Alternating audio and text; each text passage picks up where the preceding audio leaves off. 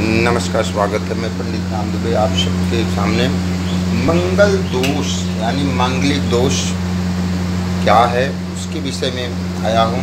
देखिए, श्लोक लिखा है कि कुछ दोष वती देया कुछ दोष वते किल नास्ति दोषो न चानिष्टम दंपत्यो सुख वर्धनम।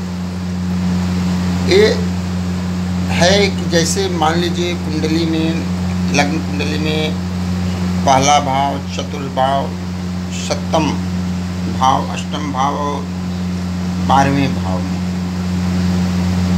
अगर मंगल विराजमान हैं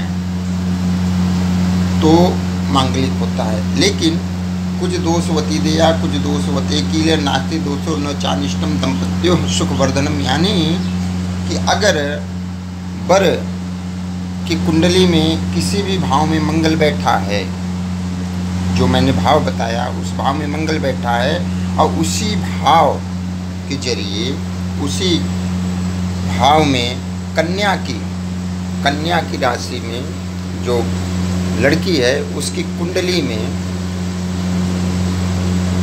उसी भाव में मंगल की जगह का कोई पाप ग्रह जैसे शनि हो गए, राहु हो गए, केतु हो गए, सूर्य हो गए, ये बैठे हैं तो कुछ दोष यानी जो मांगलिक कुंज दोष होता है वह स्वयं समाप्त हो जाता है। या तो लड़की के कुंडली में मांगलिक दोष है तो वर के उसी भाव में पाप ग्रह बैठना होना चाहिए। मंगल भी बैठा हो तो वैसे ही खत्म हो जाता है। लेकिन पाप ग्रह अगर बैठा है तो उससे मंगल दोष सदा के लिए संपूर्ण दोष उसमें कुंडली मिलान में अगर ऐसा होता है, वर की कुंडली में या कन्या की कुंडली में ऐसा निकलता है तो वो दोष दूर हो जाता है।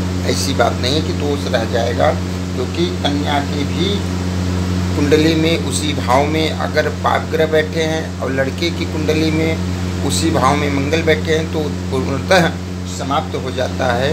कुंडली मिलान में अगर आप करेंगे तो वह पूर्ण रूप से समाप्त हो जाता है।